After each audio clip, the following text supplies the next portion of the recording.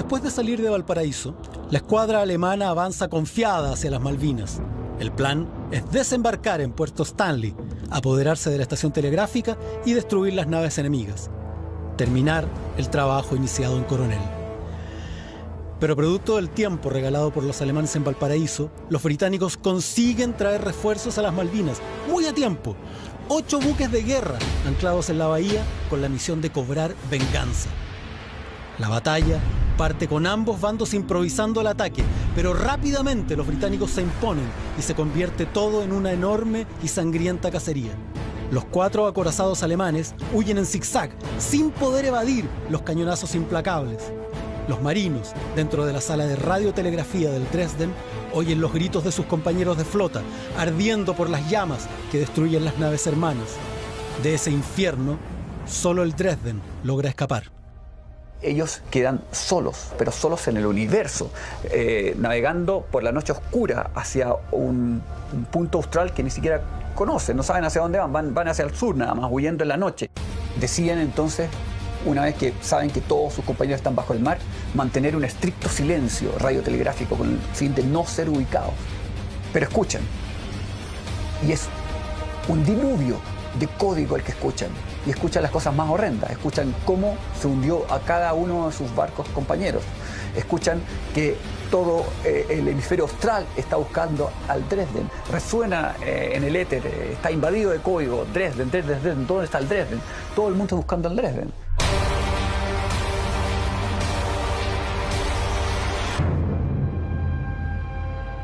El poderosísimo imperio británico se había levantado en función de sus barcos, de sus rutas marítimas y de su poderosa armada a lo largo de cientos de años. Por eso que lo que había ocurrido en la batalla de Coronel era una humillación absolutamente impensable. El pueblo británico pedía cabezas, pedía explicaciones por esto que había ocurrido.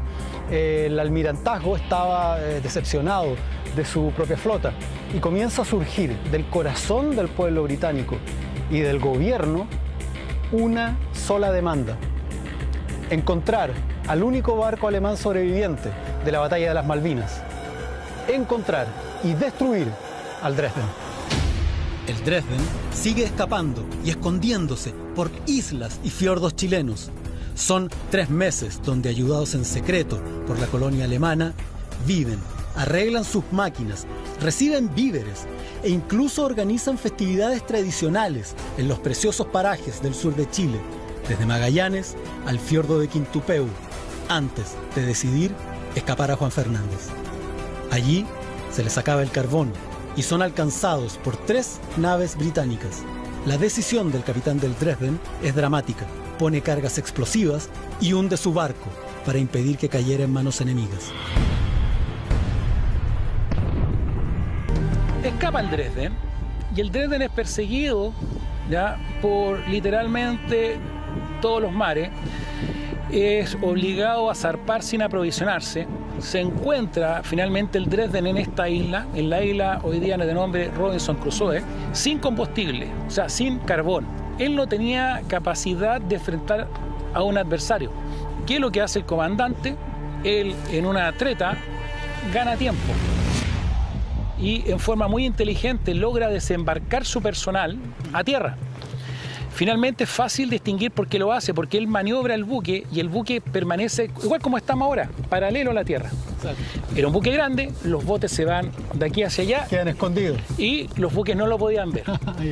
Y él hunde su buque. Coloca cargas en el sector de proa y sector de popa. Daños que hasta el día son fácilmente reconocibles en el fondo. Gracias a la habilidad y osadía del capitán Lüdecke, solo pierden la vida 8 tripulantes. Los 308 restantes salvan con vida y serán confinados en la isla Quiriquina como prisioneros de guerra. Luego estas personas son trasladadas a Chile en calidad de prisioneros de guerra. Muchos de ellos consiguen huir de regreso a Alemania y siguen peleando por su patria, pero otros deciden quedarse. Forman familias, levantan negocios, pequeñas empresitas y comienzan a unirse a nuestro país en sectores más del sur. Uno de los mayores misterios que esconde el Dresden nunca fue resuelto. El mítico tesoro que transportaba, propiedad de los colonos alemanes afincados en México y posiblemente escondido en el fiordo de Quintupeu, jamás ha sido encontrado.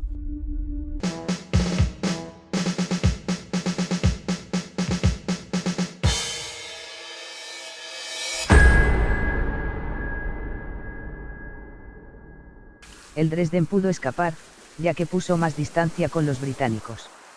Y es que la diferencia principal con su hermano Emden es que tenía turbinas más poderosas, que le daban mayor velocidad. El crucero pudo ocultar su estrechísima figura en distintos fiordos no registrados de la Patagonia chilena, mientras era rastreado, por la Royal Navy, ese verano sin resultado.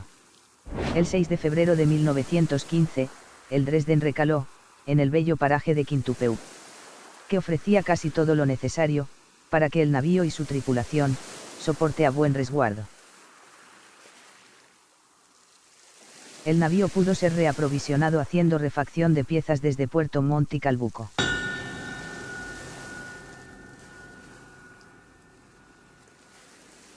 Los últimos días de febrero, el Dresden abandona su guarida, para salir de la región hasta el océano, con dirección norte.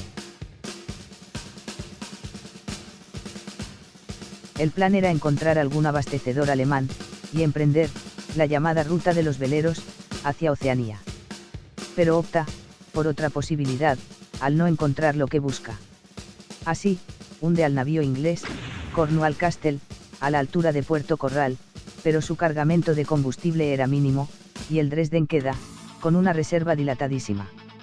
Hasta que el 1 de marzo se divisa con un crucero inglés. Así el Dresden es ubicado, y este se aleja dirigiéndose a intentar un abastecimiento neto de combustible, y emprender luego a toda marcha, hacia Oceanía. Emil Fritz Lüdecke decidió ocultar su navío en la bahía de Cumberland, de la isla chilena de Masatierra, en el archipiélago de Juan Fernández, comunicándose vía mensajes inalámbricos, siendo interceptados el 9 de marzo. Los ingleses sorprenderían fondeado al Dresden, el 14 de marzo. Mientras que los alemanes intentaron mediar, enviando al oficial Wilhelm Canaris, hacia el Glasgow. Es el mismo Glasgow, quien inicia el cañoneo hacia el Dresden. El crucero que estaba, en una situación totalmente desarticulada para combatir, iniciará un abandono por parte de su personal, usando los botes salvavidas para ir a la playa. Los británicos continuaron disparando hasta que el crucero alemán explotó. Luego de esto, el contraalmirante Luss dio órdenes de apresar a la tripulación enemiga aunque sin mucho éxito. El saldo de la batalla naval fue de 4 tripulantes muertos, 15 heridos y 315 alemanes fueron internados, mientras que los británicos no tuvieron ninguna baja.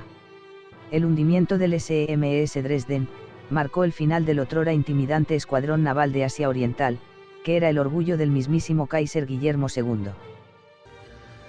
De manera que el único que logra salvarse fue el Dresden, que huye hacia el estrecho de Magallanes y forzando sus máquinas al extremo de que se dice que incluso la madera de la cubierta, incluso el piano, dice uno de sus tripulantes, en testimonio que me logré yo rescatar de un hijo de uno de los tripulantes, hasta el piano llegó a la caldera.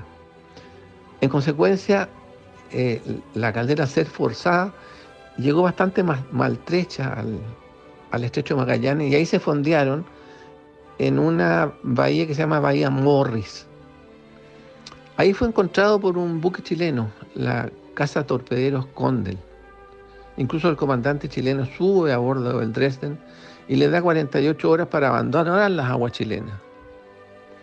Lo cierto es que enfila rumbo a Punta Arenas, donde hacen reparaciones mínimas, y ahí contactan a un antiguo marino alemán que estaba en Punta Arenas, un Albert Pagels, y que era muy conocedor de todos estos canales y todo este sistema de islas que hay en el extremo sur de nuestro país, y él guía al Dresden por los canales y se fondea, se esconde en un fiordo chileno que está más o menos a la altura de Chiloé, que se llama el fiordo de Quintupeu, que es muy hermoso, entre paréntesis. Ahí, dañado el Dresden y muy herido, es auxiliado desde Puerto Montt por la familia Elkers, descendientes de alemanes, y que tenían una maestranza en Puerto Montt.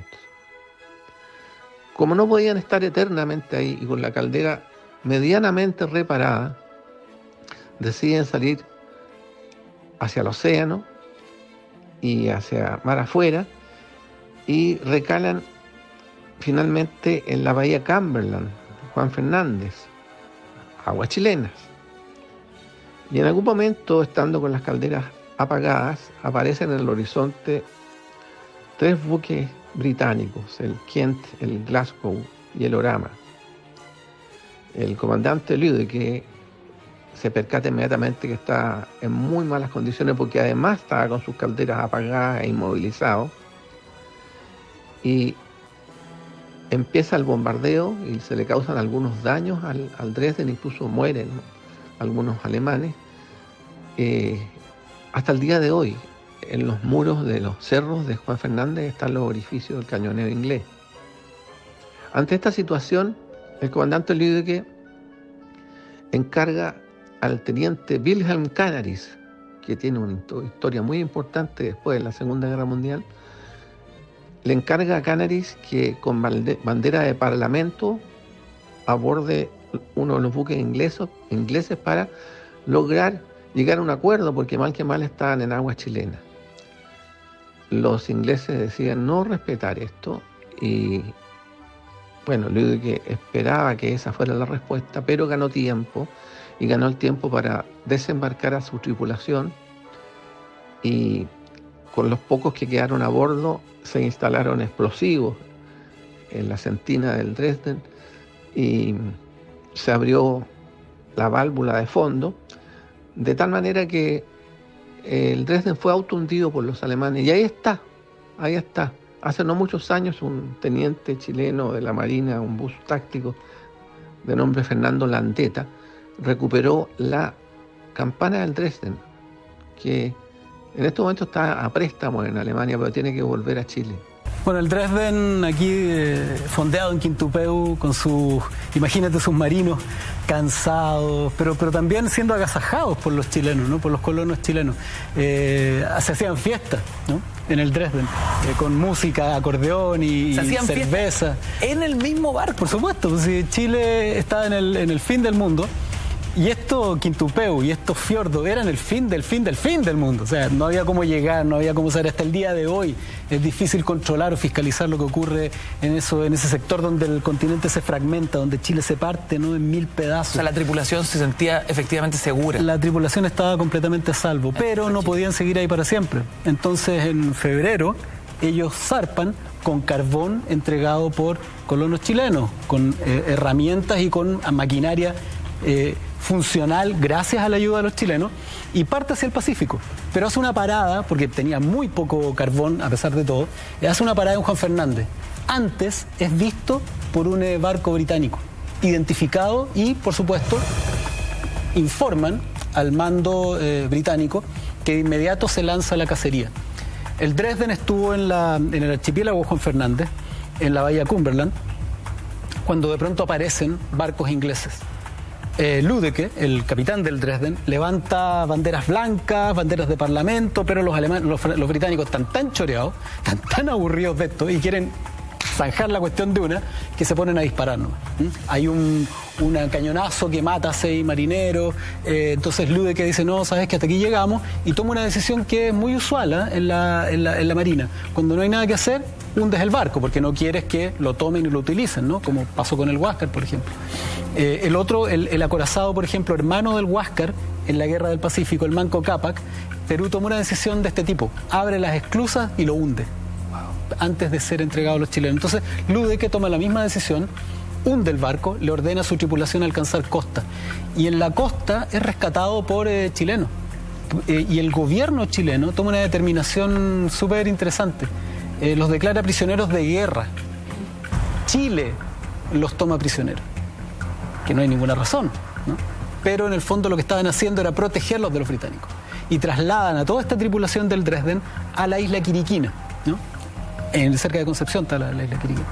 Y ahí los mantiene con la instrucción de parte de Alemania, con contactos, de estar ahí guarecidos hasta el fin de la guerra.